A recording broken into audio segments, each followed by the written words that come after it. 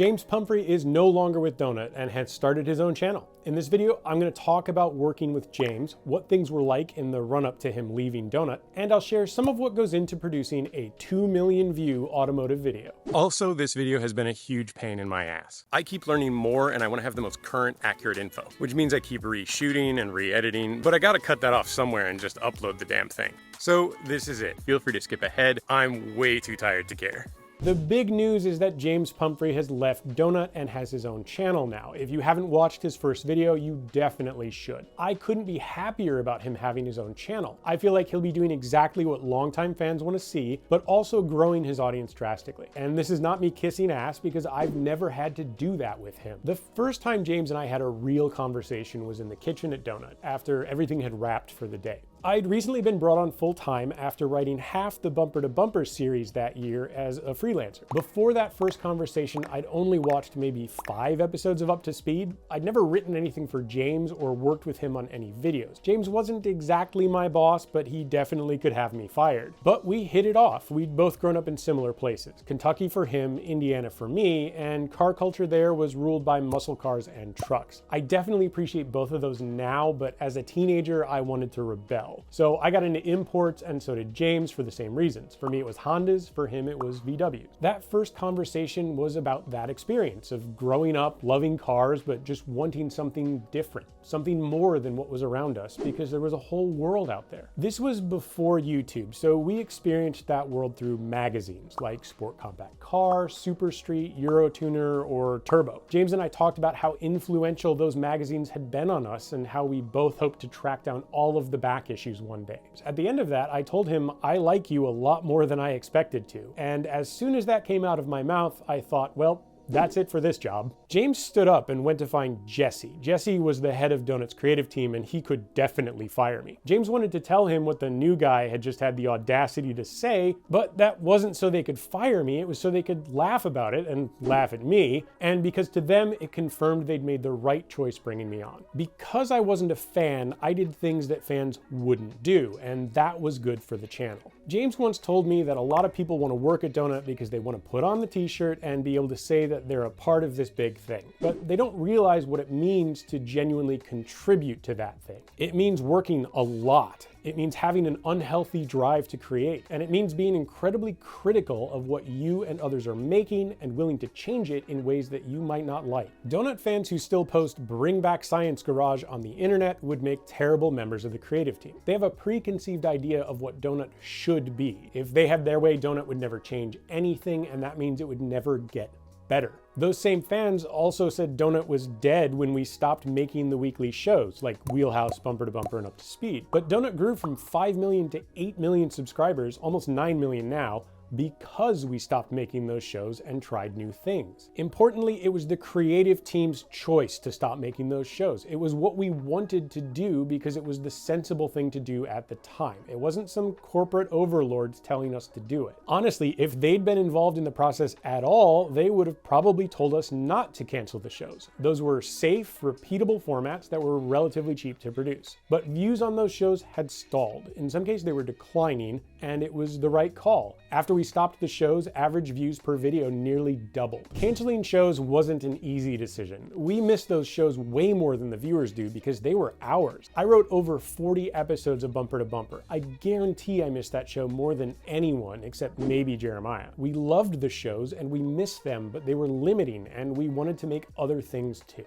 Those shows are like an ex that you still love and you miss the good times, but you don't really want to be with them anymore. Some people are going to get that analogy. Leaving Donut wasn't a decision that any of us took lightly either. We'd been talking about how things were getting worse for the creators there for a while. Over a year and a half ago, while on location in Utah, James and I, for the first time, had a conversation about that scary question, is it time to leave? We were in Utah to shoot with Matt's Off-Road Recovery, the Atlas ATV, and the Reliant Robin. That Robin video has gone on to get about 2 million views, so it's a good opportunity to talk about what goes into making a video like that. So let me tell you what my part was there. That was the typical wear a dozen hats producer role. In the weeks before, I tracked down the car. It was actually the 4th Reliant Robin I'd found, but the owner Kenny was completely cool and it worked out well since we had other stuff we could shoot in Utah the same week. Whenever we did travel shoots, we always arranged for more than one video to come out of that because those trips are expensive. When the high-low finale was shot at Sonoma Raceway, we added on a shoot in Sacramento with the Tango EV. When Job and Max went to Chile for the Porsche e-Fuel video, we added on a shoot in Brazil, and so on. In the days before flying out for the Robin shoot, I co-wrote the script with Nolan, and I looked on Google Earth for shooting locations. Once on the ground, I scouted those locations with the director and worked out the most efficient schedule to maximize the daylight. We also bought props, crash helmets, and radios because someone forgot to pack those. With all the running around, that was about a 16-hour day. The next morning, I picked up the rest of the crew and hosts from the airport. I was the only one who could legally drive the rented van, so I did all of the driving. The crew van was also our camera car, so I guess I'll add precision driving to my resume, although that wasn't the only time I've driven the camera car. We spent the next 12 hours shooting, and our director was a bit of a perfectionist, so I spent much of that time hurrying him up so we wouldn't get behind schedule. We still did, and actually had to cut some of the final rolling shots, but that wasn't entirely his fault. If you've seen that video, you know that the Robin rolled over partway. And you might have noticed that there was no exterior footage of that happening. There was no camera car following the Robin because the roll wasn't planned. It happened when we were just getting more interior shots and some GoPro exteriors. We just tipped it. Top Gear was right. Fortunately, the only damage was a scraped up frame, a coolant hose that popped off, and we had to shook up James and Gabe, the camera guy. But that created a new problem. Nolan and I had written a script with the assumption that the car wouldn't roll.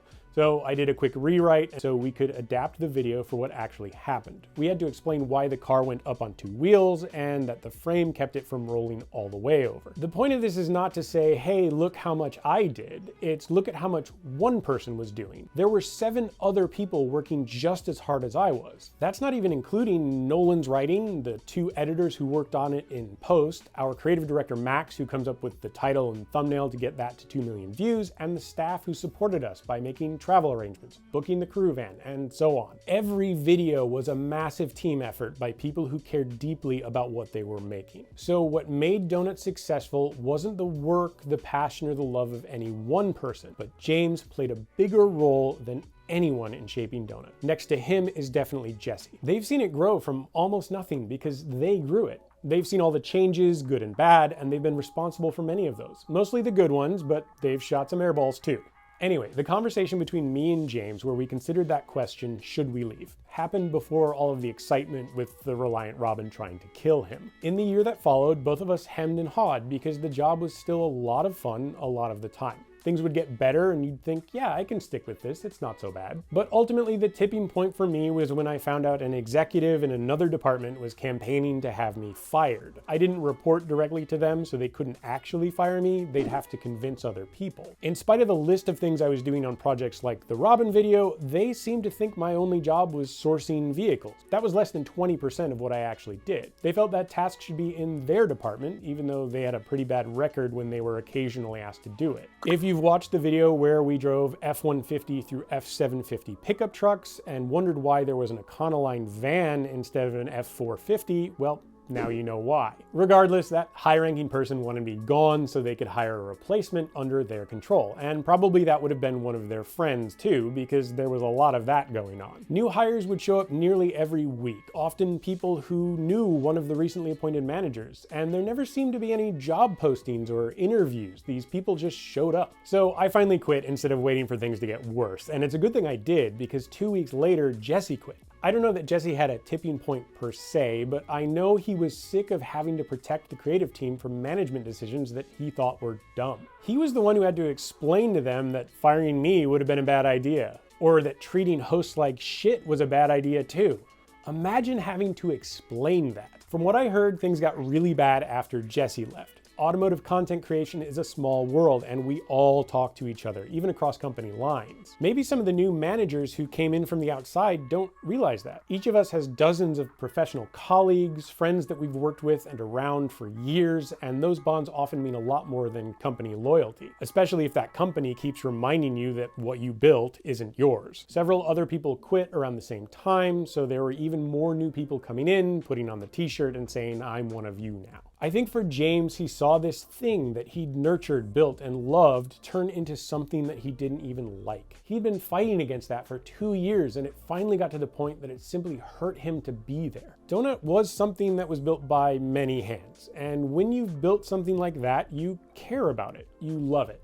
And that's why the buyout was tough. If we didn't care, it wouldn't have been as bad. We saw a bunch of new people come in who didn't build it, but they were now in charge. They were responsible for the care of that thing we'd made. They put on the t-shirts and reassured us, saying, "I'm one of you now," but they didn't know or care what that meant. To them, it's just a way to make money. And if you complained too much about how their plans to make money were screwing things up, they'd remind you that Donut wasn't yours and never would be. That hurt me a lot. I can't imagine how much it hurt James or Jesse, but it was true. Something they had built, something they loved, wasn't theirs, so they left. I've been sitting on that video, at least some of it, for a couple months. But if I revealed the news about James having a new channel before he launched, that would have been rude, and he would murder me, which is fair enough. That's because we're friends. That comes with a few extra considerations when it comes to making content. People in media often capitalize on events. If a movie is coming out, you might release a video about it the day before. People also capitalize on the work of their friends. It's the whole reason collabs exist. That's just the agreed upon, mutually beneficial version. I'm capitalizing on James's work and Donut's and my own by doing this video. That's not some big secret. James and I have even talked about it. But between friends, it's not anything goes. Revealing someone's big plans the day before their own announcement is a no-no. Or having a Reddit Ask Me Anything event on their launch day. You don't take your friend's big day and make it about you. There's a courtesy waiting period, let's say. That's gotta be at least 24 hours. Anyone in this business knows that. Choosing that day looks like bridge burning. It's a statement, a line in the sand. But here's the thing. The people you see on screen aren't necessarily to blame. This PR agency wasn't working with Donut before everyone started leaving. They were hired because they specialize in crisis management. When a company has a major screw up, a PR firm like this comes in to control the media message and minimize the damage. Give it the old positive spin. This agency kind of specializes in trying to save sinking ships. Clients have included Johnny Depp, Drake, and Logan Paul. That means they aren't cheap. I guess they're costing Donut at a minimum low six figures. In other words, a choice was made. Instead of fixing the problems, paying people what they're worth, hiring additional creatives, or funding several relatively expensive videos, Donut leadership chose to spend that money trying to manipulate public opinion after they made a mess of things. If you want to know what I mean when I say leadership is not prioritizing content, there you go. Who benefits if attention is taken away from James? If you guessed Donut's leadership, gold star. I've been using non-specific words like leaders and managers for a couple of videos now, but ultimately there is one manager who's at the top of the Donut org chart. He's the big boss. All of the friend hires are his friends. Every time we had to fight to make great content and every project that got shot down was shot down by him. Everyone who quit, and we're talking about half the creative team, including 3 hosts, quit under his leadership. This is someone who thought the Porsche Macan was the Porsche Macau.